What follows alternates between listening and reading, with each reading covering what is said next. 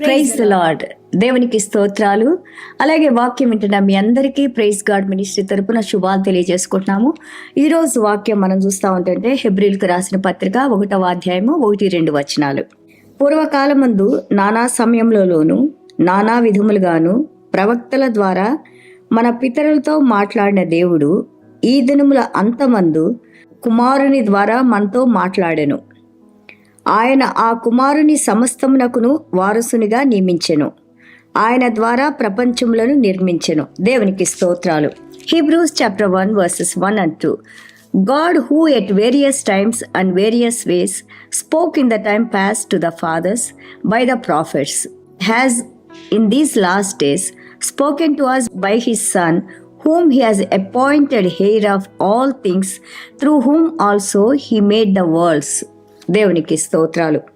హెబ్రీల పత్రికలో మనం చూస్తూ ఉంటుంటే యేసయ్యను గురించి మాట్లాడేటప్పుడు యేసయ్య ఆయన గొప్ప దేవుడని, అలాగే దేవదూతల కంటే కూడా, ప్రవక్తల కంటే, ప్రధాన యాజకుల కంటే కూడా, ఏదైతే సృష్టిలో సృష్టించిన ప్రతిదానికంటే గొప్ప దేవుడని ఇక్కడ మనకి తెలియజేస్తా ఉన్నారు. ఎందుకు? బికాజ్ ఇక్కడ మనం చూస్తూ ఉంటుంటే ఇన్ ద ఓల్డ్ టెస్టిమెంట్, పాత నిబంధన గ్రంథంలో మనతో అంతా, మన పితరులతో అంతా దేవుడు ప్రవక్తల ద్వారా మనుషుల్ని ఆయన ఏర్పాటు చేసుకొని వారి ద్వారా దేవుని యొక్క సువార్తను లేదా దేవుని గురించి ప్రకటింపజేశారు. కానీ ఇక్కడ ఆయన హృదయంలో ఉన్న మాటల్ని మధ్యవర్తిగా ప్రజల ద్వారా తెలియజేసి ఆ మాటలు మనకి తెలియజేశారు. దేవుని మనం ప్రేమించాలని, దేవుని మార్గంలో మనం నడుచుకోవాలని, ఏ విధంగా మనం ఉండాలని దేవుడు తెలియజేశారు. కానీ ఇక్కడ హెబ్రీల పత్రికలో దేవాది దేవుడు మాట్లాడుతున్నారు.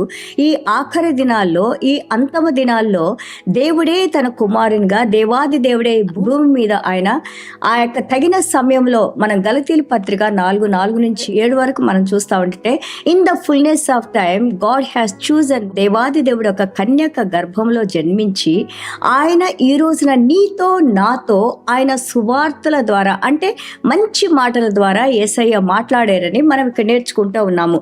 ఇందులో దేవాది దేవుడు మనకి తెలియజేస్తున్నారు, through him also he made the things, all the things. ప్రపంచంలో సృష్టించబడినది ప్రతి ఒక్కటి కూడా యేసు క్రీస్తు ద్వారా, ఆయన నోటి మాట ద్వారా ఆయన సృష్టించారని మనకి ఇక్కడ తెలియజేస్తా ఉన్నారు.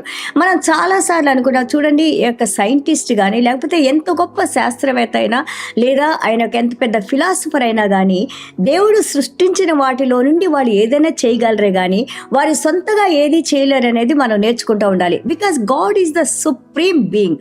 ఆయనని మించిన వారు ఈ ప్రపంచంలో లేదా విశ్వాలో లేదా పరలోక రాజ్యంలో కానీ, భూమి మీద కానీ, భూమి క్రింద కానీ ఎక్కడ కూడా దేవుని మించిన వాళ్ళు లేరని మనం చూస్తా ఉన్నాం. ఎందుకంటే he's the creator, he's the sovereign God. ఆయన సార్వభౌములైన దేవుడు.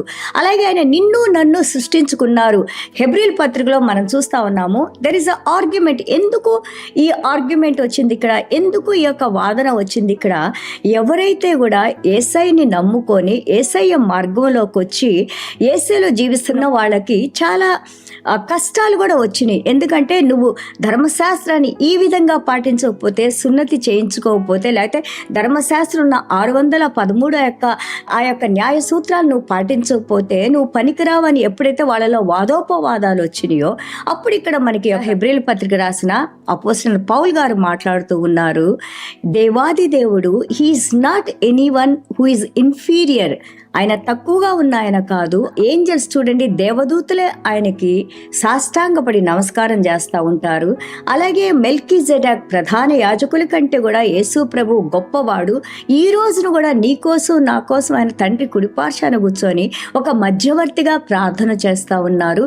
అంతేకాదు ఈ భూ ప్రపంచాన్ని పోషిస్తుంది, పరిపాలిస్తుంది యేసు క్రీస్తు మాత్రమని మనం ఇక్కడ చూస్తూ ఉన్నాము. దేవునికి స్తోత్రాలు. These all are the wonderful words God is teaching us how Jesus Christ is superior to everybody. Because చాలాసార్లు మనం కూడా అనుకుంటాము తండ్రి గొప్ప, లేదా కుమారుడు గొప్ప, పరిశుద్ధాత్మ దేవుడు గొప్ప అనే వాదోపవాదంలో ఉంటాము. Father, Son and the Holy Spirit 3 are 1 being we are seeing కదా. ఒకరే దేవుడని మనం చూస్తున్నాము. వారి మైండ్ ఒకేలాగా ఆలోచిస్తుంది. ఆ విధంగా పాత నిబంధనలో మనం తండ్రి మాటలు విన్నాము, కొత్త నిబంధనలో మనం యేసయ్య సువార్తను వింటున్నాము. అలాగే పరిశుద్ధాత్మ దేవుని కార్యాలు ఈ రోజున ఆఖరి దినాల్లో పరిశుద్ధాత్మ దేవుడు నీలో నాలో జీవించి మనల్ని మంచి మార్గంలో నడిపిస్తున్నారని మనం వింటా ఉన్నాము. If this hope is not there, then Yesu ప్రభు భూమి మీదకి రావడం లేదా ఆయన మరణించడం లేదా మరణాన్ని ఓడించడం ఇదంతా కూడా వ్యర్థమే. ఎందుకంటే యేసు ప్రభు మరణాన్ని జయించారు కాబట్టి నీలో నాలో ఉన్న ఆ మరణపు ముళ్ళును తీసివేసి నీకు నాకు నిత్య జీవాన్ని ఇవ్వడానికి వచ్చారు. అదే మన గొప్ప నిరీక్షణ. ఈ నిరీక్షణ మనం ఎలాగ పొందుకుంటాము? ఏ విధంగా మనం శాంతి సమాధానాలతో యేసయ్యలో జీవించగలిగి ఉంటాము?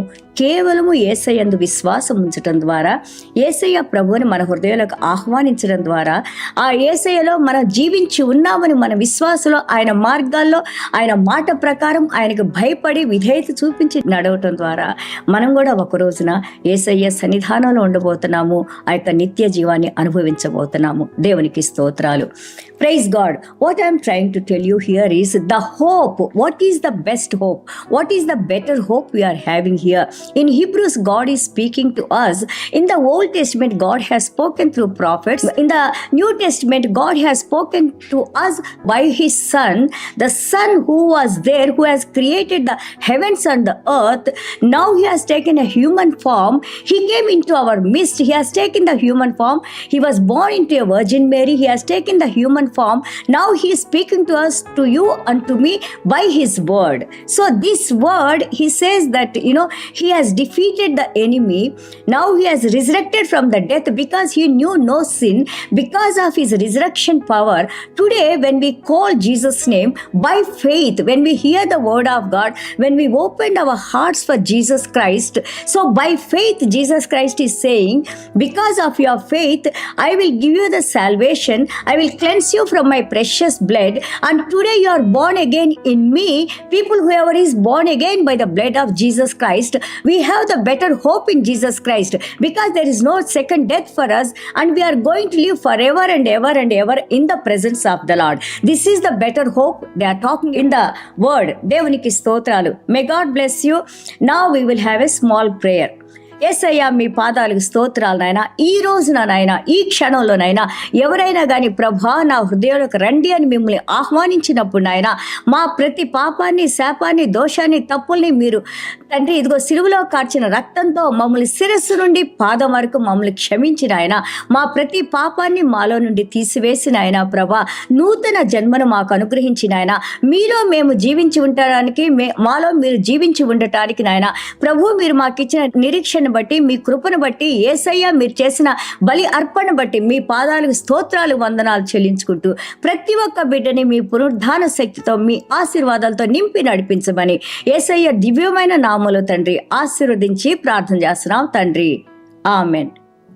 God bless you all.